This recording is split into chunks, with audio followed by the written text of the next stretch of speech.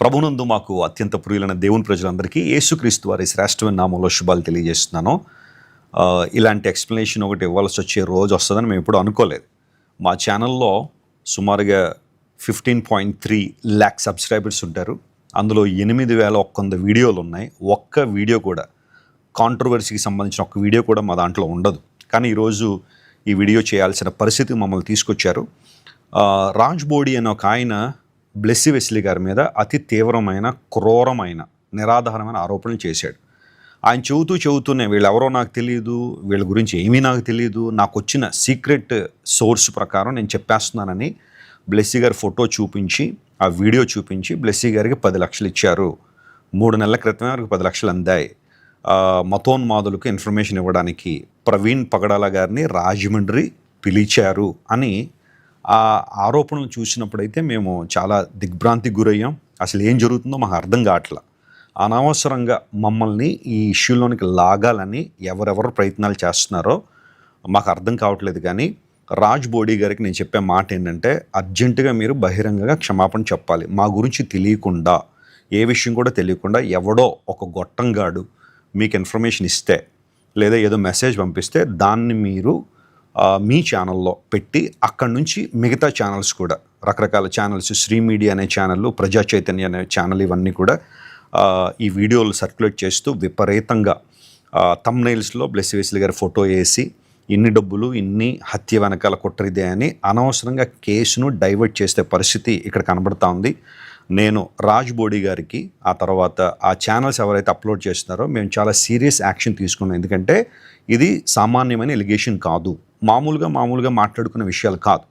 ఒక మర్డర్ వెనకాల అనవసరంగా మా పేరుని తీసుకొచ్చి మా రెప్యుటేషన్ని, మా గౌరవాన్ని, మా పరిచర్యను, మా భవిష్యత్తును దెబ్బతీయాలని ప్రయత్నం చేస్తున్నారు. ఇది అత్యంత తీవ్రమైన కుట్ర. ఇది ఈ రోజుతో మాతో ఆగిపోయేది కాదు. రేపొద్దున ప్రతి ఒక్కరికి చుట్టుకుంటుంది, ప్రతి ఒక్కరిని లాగుతారు. దేవుని సేవకుల్ని అప్రతిష్ట పాలు చేయాలనే ప్రయత్నాలు మతోన్మాదుల చేతుల్లో రాజ్ బోడి గారు వెళ్ళిపోవడం మాకు చాలా దుఃఖాన్ని, లేదా అతను వెళ్ళిపోవడం మాకు చాలా ఆశ్చర్యాన్ని కలిగిస్తుంది. అతను ఎవరో కూడా మాకు తెలియదు. నేను అతని వీడియోలు కూడా చూడలేదు. అమెరికాలో ఉంటాడని ఇప్పుడు మనవాళ్ళు చెబుతూ అన్నారు. మా పరిచర్య మాది, మా సేవ మాది.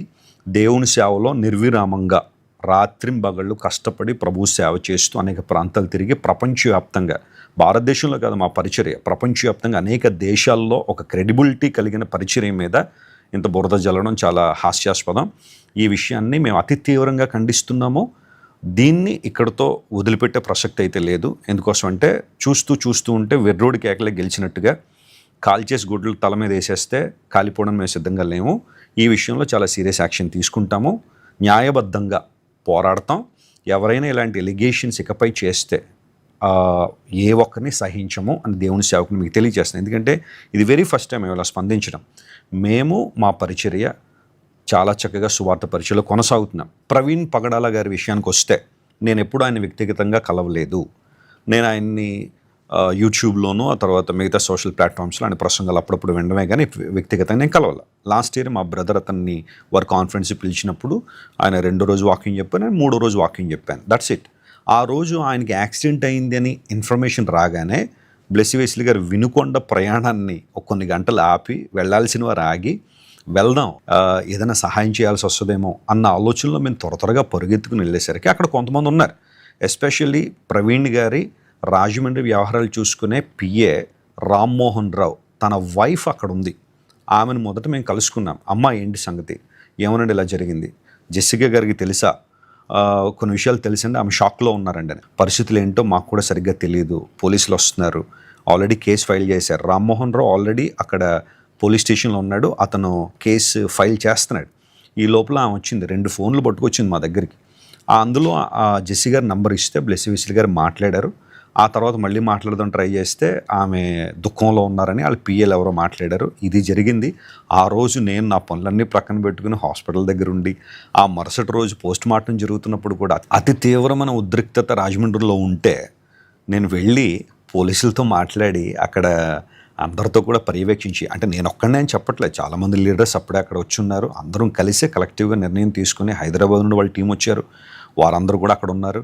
పోస్ట్ మార్టం ట్రాన్స్పరెంట్గా జరగాలి, ఆ తర్వాత ఈ కేసు ట్రాన్స్పరెంట్గా ఇన్వెస్టిగేషన్ జరగాలని మొదటి నుండి నేను కోరుతూనే ఉన్నాను, విజ్ఞప్తి చేశాను, పోలీసు వారు రిక్వెస్ట్ కూడా చేశాను. ఆ తర్వాత జరిగిన పరిణామాలన్నీ మీకు తెలుసు. ఇప్పుడు మేము చెప్పాలనుకున్న మాట ఏంటంటే, ఆ రాజుబోడి అనే ఆయన బహిరంగ క్షమాపణ చెప్పి, నా భార్యను ఒక క్రెడిబిలిటీ కలిగిన ఒక స్పీకర్ ఆంధ్ర తెలంగాణ రాష్ట్రాల్లో కాదు, బ్లెస్సీ వెస్లీ గారికి through out India and world wide చాలామంది ఆమె ప్రసంగాలు వినడం కానీ ప్రార్థనలు ఏకీవించడం కానీ చాలామంది ఉన్నారు. నా భార్య గురించి నేను ఎక్కువ చెప్పాలన్న ఉద్దేశం కాదు, కానీ ప్రపంచానికి తెలుసు ఆమె ఎవరో, ఆమె ఎంత నిబద్ధతతో దేవుని సేవ చేస్తుందో. అమెరికాలో కొన్ని లక్షల రూపాయల జీతాన్ని వదులుకొని గతించిన 13 సంవత్సరాలను నాతో పాటు సేవలో ఉంటూ దేవుని సేవలో కొనసాగుతున్నాం. 10 లక్షలు కోసం మేము ఇలాంటి పని చేసే దౌర్భాగ్య స్థితిలో దేవుడు మమ్మల్ని ఉంచలేదు. 10 లక్షల కోసమే ప్రాకులాడే వ్యక్తులం కాదు, అలాంటి పనులు చేసే వ్యక్తులం కాదు. ప్రతి నెల కోట్ల రూపాయలు మేమే ఖర్చు పెట్టి అనేక మంది అనాథ పిల్లలను పోషిస్తూ, జాన్ వెస్లీ ఫౌండేషన్ ద్వారా ఆదర్శ ఎడ్యుకేషన్ సెంటర్ నడిపిస్తూ, వేలాది మంది పేద ప్రజలకు మేలు చేస్తూ, ఫౌండేషన్ ద్వారా కార్యక్రమాలు కావచ్చు, క్రైస్ట్ వర్షిప్ సెంటర్ ద్వారా అనేక బ్రాంచ్ సంఘాలు నిర్వహిస్తూ, ప్రపంచవ్యాప్తంగా అనేక మందిని సువార్త కొరకు సిద్ధపరుస్తూ ఎంత అద్భుతమైన పరిచర్య చేస్తున్న మా మీద ఈరోజు బుర్ర జల్లడం చాలా భయంకరమైన విషయం. దీన్ని తీవ్రంగా మేము ఖండిస్తున్నాము. మమ్మల్ని ప్రేమించే మా దేవుని ప్రజలందరూ కూడా ఈ విషయాలు ఎవరు నమ్మరనుకోండి, కానీ కొంతమంది ఉంటారు, దుర్బుద్ధి కలిగిన వాళ్ళు ఉంటారు, ఈ విషయాన్ని ఏదో గొప్ప విషయంలాగా వారి ఛానల్లో పెట్టుకునే వాళ్ళు ఉంటారు. అలాంటి వాళ్ళందరికీ నేను చేసే విజ్ఞప్తి ఏంటంటే, ఆ ఛానల్స్ మీద మేము చట్టబద్ధమైన చర్య తీసుకుంటాము. ఖచ్చితంగా లీగల్ యాక్షన్ ఉంటుంది. ఎందుకోసమంటే ఈ చేస్తున్న ఎలిగేషన్ ఒక క్యారెక్టర్ అసాసినేషన్ కావచ్చు, లేదా మా పరిచర్యకు మా రెప్యుటేషన్ సంబంధించింది, కాబట్టి అతి తీవ్రంగా దీన్ని ఖండిస్తున్నాం. దేవుని ప్రజలందరికీ ప్రభువైన యేసుక్రీస్తు నామములో శుభాలు, వందనాలు తెలియజేస్తున్నాను. ప్రవీణ్ పగడాల గారు రాజమండ్రి దగ్గరలో చనిపోయారు అనే వార్త మా టీం మెంబర్ ద్వారా వెస్లీ గారికి రాగానే, దైవజనులు ఆల్రెడీ చెప్పినట్లుగా ఆ రోజు వినుకొండ ఫస్ట్ డే మీటింగ్కు నేను వెళ్ళాలి దేవుని వాక్యం అందించడానికి. అయితే వెంటనే హుటాహుటిన దైవజనులు జాన్ వెస్లీ గారు, నేను ఆ ప్రాంతానికి గవర్నమెంట్ హాస్పిటల్కి మేము వెళ్ళడం జరిగింది. దైవజనులు చెప్పినట్లుగా వ్యక్తిగతంగా వారితో సంభాషణ చేసిన సందర్భాలైతే మాకు లేవు. అయితే పాల్ ఇమ్మాన్యుయల్ గారు గడిచిన సంవత్సరంలో ప్రవీణ్ పగడాల గారిని గ్లోబల్ రివైవల్ కన్వెన్షన్స్కి ఇన్వైట్ చేసినప్పుడు ఆ రోజు నేను కూడా స్పీకర్గా వెళ్ళడం జరిగింది. స్టేజ్ మీద నేను వెళ్ళేసరికి అప్పటికే Q&A సెషన్ జరుగుతుంది.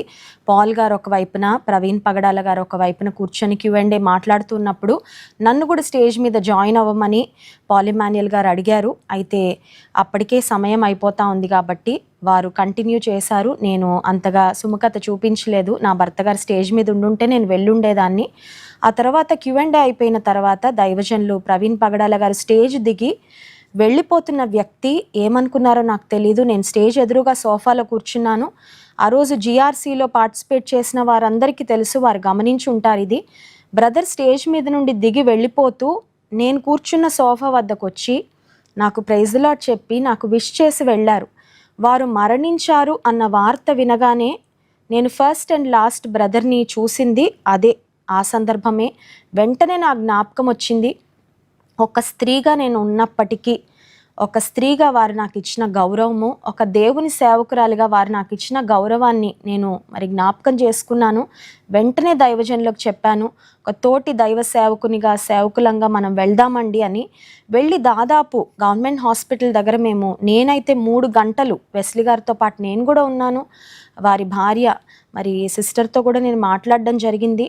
చాలా కలవరపడ్డాం మేము అందరిలాగే మాకు వచ్చిన ఆలోచన, అసలు అంత గొప్ప వ్యక్తి అయ్యుండి, అంత దేవుని చేతిలో వాడబడుతున్న అభిషక్తులు అయ్యుండి అసలు బైక్లో ఎందుకు వచ్చారు అని, అసలు బైక్లో నిజంగా వచ్చారా రాలేదా, అంత లాంగ్ జర్నీ, మరి ఎన్నో వాహనాలు ఉంటాయి కదా, కారు ఉంటుంది, బైక్లో ఎందుకు వచ్చారని వెంటనే నేను సిస్టర్కి ఫోన్ చేసి అడిగాను. బ్రదర్ నిజంగానే బైక్లో బయలుదేరారా, అక్కడి నుండి బైక్లో వచ్చారా, బుల్లెట్లోనే వచ్చారా అనే ప్రశ్నలు సిస్టర్ని వేసినప్పుడు నిజమేనండి బయలుదేరారని చెప్పారు. లాస్ట్గా మీతో ఎప్పుడు మాట్లాడారు సిస్టర్ అంటే, సాయంకాలము బ్రదర్ లాస్ట్ కాల్ సిస్టర్తో మాట్లాడానని చెప్పారు. ఒక తోటి స్త్రీగా బ్రదర్ చనిపోయారు అనే వార్త అప్పటికి సిస్టర్కు తెలుసో తెలీదో మరి నాకు తెలియదు, కానీ నేనైతే ఆ వార్తను తనకి చెప్పలేకపోయాను. అక్కడున్న రామ్మోహన్ గారి వైఫ్ని నేను అడిగాను, సిస్టర్కి తెలుసా అండి ఈ విషయం అని అడిగితే, ఇంకా సిస్టర్కి తెలుసో తెలీదో మాకు తెలియదండి, ప్రవీణ్ గారి 2 ఫోన్లు నా చేతిలో ఉన్నాయని సిస్టర్ చూపించడం జరిగింది. వాటి మీద ప్రవీణ్ బ్రదర్ సిస్టర్ వారి DP కూడా ఉంది. నేను వారి దగ్గర నుంచే నంబర్ తీసుకొని కాల్ చేయడం జరిగింది. ఆ తర్వాత ఆ రోజు నాకు వినుకొండలో మీటింగ్ ఉండడం వల్ల నేను 1 గంట ఆ టైంకి నేను ఇంటికి వచ్చి మీటింగ్కి బయలుదేరి వెళ్ళాను. వినుకొండ ప్రాంతం వెళ్ళాను కానీ మనసు నిండా కలవరము, బాధ, వేదన.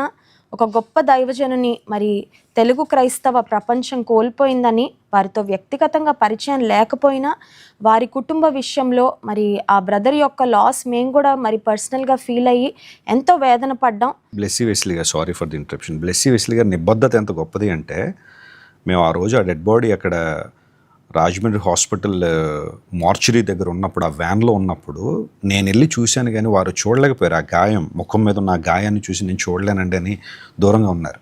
ఆ తర్వాత చాలామంది దేవుని సేవకులు అక్కడ ఉన్నారు. నేను అక్కడ ఏదో చిన్న బల్ల ఉంటే దాని మీద కూర్చుని, నాన్న నువ్వు కూడా కూర్చో అంటే నేను కూర్చోనండి అని 3 గంటలు నిలబడి ఉన్నారు. అంటే ఒక దైవ సేవకుని యొక్క పరిస్థితి ఇలా ఉన్నప్పుడు, సరే నేను కూర్చోనండి, మీరు కూర్చొని పర్వాలేదు, నేను నిలబడే ఉంటాను. 3 గంటలు ఆమె అక్కడ నిలబడి అంత గౌరవాన్ని, అంత ప్రేమను సేవకుల కుటుంబం పట్ల చూపిస్తే, ఈ రోజున ఇలాంటి భయంకరమైన, నిరాధారమైన, క్రూరమైన, ఒక మాట చెప్పాలంటే వెరీ క్రూయల్ అలిగేషన్స్ ఇవన్నీ కూడా. అంటే ఇంకా మాట్లాడుకోవడానికి ఏమీ లేక ఇప్పుడు ఈ విషయం మీద మమ్మల్ని లాగి మళ్ళా దీన్ని యూట్యూబ్లో సెన్సేషన్ చేయాలనే ఆలోచన ఎవరికుందో, దుష్టబుద్ధి, ప్రపంచం చాలా దరిద్రంగా చెడిపోయిందనే మాట మాకు తెలుసు. కానీ మరీ ఇంత దరిద్రంగా, మరీ ఇంత నిస్సిగ్గుగా వ్యవహరించే పరిస్థితులు. ఎవడో ఏదో అన్నాడని ఆ రాజుబోడి అన్న వాడు వీడియో చేసేసి ఫోటోలు చూపించి, ఫేక్ పాస్టర్ నీకు ఏం తెలుసు మా గురించి, నువ్వు ఎప్పుడైనా ఎంక్వైరీ చేసావా, నువ్వు అమెరికాలో ఉన్నప్పుడు అడుగు ఏ స్టేట్లో అన్నా. అమెరికాలో 50 స్టేట్లు ఉంటాయి, మేము తిరగని స్టేట్ లేదు. ఇప్పటికి 40 సార్లు అమెరికా వచ్చాను నేను. ఏ స్టేట్లో అని అడుగు. వెస్లీ గారు కానీ బ్లెస్సీ వెస్లీ వారి క్రెడిబిలిటీ ఏంటి, వాళ్ళ పరిచయం ఏంటి ముందు అడగాలి కదా. నువ్వు ఎవడో ఏదో చెప్పాడని చెప్పి, నువ్వు ఒక ఐప్యాడ్ ఉందని చెప్పి, ఒక ఫోన్ ఉందని చెప్పి, ఒక ఛానల్ ఉందని చెప్పి నువ్వు చెప్పేసి బురదేసి వెళ్ళిపోతే నువ్వు తీసేసావు, నువ్వు డిలీట్ చేసేసి ఉండొచ్చు ఆ వీడియో. కానీ మిగతా వాళ్ళందరూ ఇప్పుడు దాన్ని పట్టుకుని మా రెప్యుటేషన్ దెబ్బతీయాలని ప్రయత్నం చేస్తాను. నేను చెబుతున్నా, ఏ ఒక్కరు, God is on our side, దేవుడు మా పక్షాన ఉన్నాడు. మా రెప్యుటేషన్ కానీ మా ఫ్యూచర్ని కానీ దెబ్బతీయాలని ప్రయత్నం చేసి ఏ ఒక్కరైనా సరే అతి తీవ్రమైన పరిణామాలు దేవుని దగ్గర వారు ఎదుర్కొంటారు, అందులో సందేహం ఏమీ లేదు. కానీ మేము అంత బాధపడిపోయి కృంగిపోయే పరిస్థితి అయితే లేదు. కానీ ఎక్స్ప్లెనేషన్ ఇవ్వాలి కాబట్టి, ఎందుకంటే సీరియస్ ఎలిగేషన్ మా మీద చేశారు కాబట్టి, అంటే బ్లెస్సీ వెస్లీ గారి మీద చేశారు కాబట్టి 10 లక్షలు తీసుకుని ఇలా చేశామని. బ్లెస్సీ వెస్లీ గారు జాబ్ ఆపేసేసరికి ఆమెకు 5 లక్షల శాలరీ అమెరికాలో. 5 లక్షలు ఎప్పుడు 2012లో. ఇప్పుడు ఆమె అదే కంపెనీలో కొనసాగుంటే నెలకి కొన్ని లక్షల రూపాయలు బియాండ్ ఇమాజినేషన్ సంపాదించేది ఆమె. మేమేదో డబ్బులు లేకో పొట్టగుడ్డు కోసం సేవకు వచ్చిన వాళ్ళం కాదు. అర్థమైందా? ఈ విషయాన్ని గుర్తుపెట్టుకోండి. ఒక చిన్న ఎక్స్ప్లెనేషన్ మీకు ఇవ్వాలని ముందుకు వచ్చాను. ఆ మార్చరీ రూమ్ దగ్గర సేవకులు చాలామంది వచ్చారు, స్త్రీలు చాలా తక్కువ మంది ఉన్నారు.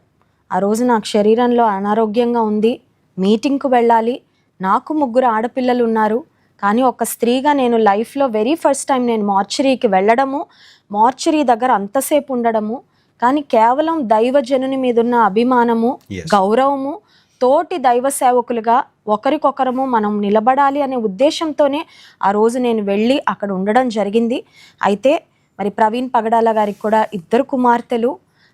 జెసికా గారి యొక్క బాధ, వేదన ఏంటో నేను ఇప్పటికీ I feel very sad for Jessica గారు అండ్ ఫర్ హర్ డాటర్స్. ఎందుకంటే ఒక దైవ సేవకుని భార్యగా ఆమె ఎంత వేదన పొందుతున్నారో మేము ఊహించగలం. వారి ఆదరణ కొరకు, ఆ పరిచర్య యొక్క కొనసాగింపు కొరకు ప్రార్థన చేస్తూనే ఉన్నాం. అయితే ఒక స్త్రీగా, ఒక దేవుని సేవకురాలిగా, ఫేక్ సేవకులు ఉండొచ్చేమో కానీ ఎంత యథార్థంగా, ఎంత నమ్మకంగా, ఎంతమందికి ఆశీర్వాదకరంగా ఉన్నామో ఎవరిని అడిగినా మీకు చెప్తారు. సో నా విషయంలో ఇంత భయంకరమైన మాటలు, ఇంత భయంకరమైన ఫాల్స్ ఎలిగేషన్స్ చేసిన వారికి దేవుడు నిశ్చయంగా బుద్ధి చెప్తారు అని మేము నమ్ముతున్నాం. యుద్ధం యెహోవాదే, the battle belongs to God. దేవుని సేవకులకు వ్యతిరేకంగా నిలబడేవారు ఉంటారు, కానీ వారు నిలువ నేరరు. వారిని దేవుడే ఓడిస్తాడు ఖచ్చితంగా. ఆయన సేవకులను ఆయన ఘనపరిచే దేవుడు, నిజానిజాలేంటో రుజువు చేసే దేవుడు. కనుక దేవుడు మా పక్షంగా ఉన్నాడు అని మేము పరిపూర్ణంగా విశ్వసిస్తున్నాము. మా శత్రువులతో మా పక్షంగా దేవుడు పోరాడతారు అని మేము నమ్ముతున్నాము. ఆ రాజ్ బోడా అనే వ్యక్తి వెనకాల ఖచ్చితంగా క్రీస్తు విరోధులు ఉన్నారని, అసూయపరులు ఉన్నారని, దేవుని సేవకుల శత్రువులు ఉన్నారని ఖచ్చితంగా దీన్ని బట్టి మేము చెప్పగలుగుతున్నాము. కనుక వారు కూడా వారు చేసిన ఆ పనికి, ఆ అసత్యమైన పనికి, అసత్యమైన ఆరోపణలకు ఖచ్చితంగా వారు క్షమాపణ చెప్పాలి అని కూడా డిమాండ్ చేస్తున్నాను. డెఫినెట్గా ఈ విషయంలో మేము చట్టపరమైన చర్యలు తీసుకుంటాము. ఎందుకంటే ఇది చాలా ఫాల్స్ ఎలిగేషన్. దీన్ని మేము అలా వదిలేస్తే ఇంక రేపు పొద్దున్న ఇంకొకటి ఎవడు పడితే ఇష్టానుసారంగా మాట్లాడేస్తాడు. ఖచ్చితంగా అమెరికాలోనైనా నేను కేసు ఫైల్ చేస్తాను డెఫినెట్గా. ఎందుకంటే అమెరికాలో మాకు చాలా పెద్ద సర్కిల్ ఉంది. దేవుని కృపను బట్టి అనేక రాష్ట్రాల్లో మమ్మల్ని ప్రేమించే దేవుని బిడ్డలు ఉన్నారు. డెఫినెట్గా అతని మీద అయితే న్యాయపరమైన చర్యలు తీసుకుంటాం. ఎందుకంటే అతను తెలుసుకోకుండా, కనీసం ఆ వ్యక్తి ఎవరు, ఏంటి, వాళ్ళ క్రెడిబిలిటీ ఏంటి, పరిస్థితి ఏంటో అర్థం కాకుండా మీడియా ముందుకు వచ్చేసి ఫోటోలు పెట్టేసి ఇష్టానుసారం మాట్లాడేసి అలా వదిలేస్తే అతను ఏమనుకున్నాడో మాకు తెలియదు. కానీ ఖచ్చితంగా దీని మీద తీవ్ర పరిణామాలు ఉంటాయి. ఈ విషయాన్ని ప్రతి ఒక్కరు గుర్తుపెట్టుకోండి. దేవుని ప్రజలందరూ మా కోసం, మా కుటుంబం కోసం, పరిచర్య కోసం ప్రార్థించండి. 0.01% కూడా మేము కృంగిపోవట్లేదు, లేదా అధైర్యపడలేదు, భయపడలేదు. అన్ని విషయాలు దేవునికి తెలుసు. మేము ఎంతగా ఆ కుటుంబాన్ని ప్రేమించాము, పగడాల గారి కుటుంబాన్ని ఎంత ప్రేమించామో, ఆ కష్ట పరిస్థితిలో నిలబడాలని చెప్పి మా స్కెడ్యూల్స్ని కొంచెం అడ్జస్ట్ చేసుకుని ఏ విధంగా సహకరించామో అందరికీ తెలుసు. వారి గురించి ఎలా స్పందించామో అందరికీ తెలుసు. ఈ విషయాన్ని ప్రతి ఒక్కరు గుర్తుపెట్టుకోండి. This is our response. దీన్ని ఇంకా ఎక్కువ పొడిగించాలనో లేకపోతే ఇంకా వేరే లెవెల్ తీసుకెళ్ళి దీన్ని అనవసరంగా వేరే ప్రయోజనాల కోసం వాడుకోవాలని మాకు లేదు. ప్రవీణ్ పగడాల గారి డెత్ని చాలామంది తమ స్వప్రయోజనాల కోసం వినియోగించుకున్నారనేది వాస్తవం. మేము అలాంటి వాళ్ళం కాదు. మాకు ఆ అవసరం కూడా లేదు. 10 లక్షలు ఆఫ్టర్ ఆల్ టు అస్. దేవుడు మమ్మల్ని ఆశీర్వించిన విధానం చాలా గొప్పది. కోట్లాది రూపాయలు ప్రతి నెల అనేక మంది పేద పిల్లలు పంచిపెట్టే మేము 10 లక్షల కోసం ఇంత తీవ్రమైన పరిస్థితులకి మేము దిగజారినంత దౌర్భాగ్యం అయితే కాదు. ఈ విషయాన్ని ప్రతి ఒక్కరు గుర్తుపెట్టుకొని దేవుని ప్రజలు మా కోసం, పరిచర్య కోసం ప్రార్థించేయండి. Ministry will go on and God will bless you all. దేవుడు మిమ్మల్ని అందరినీ దీవించును గాక. ఆమేన్.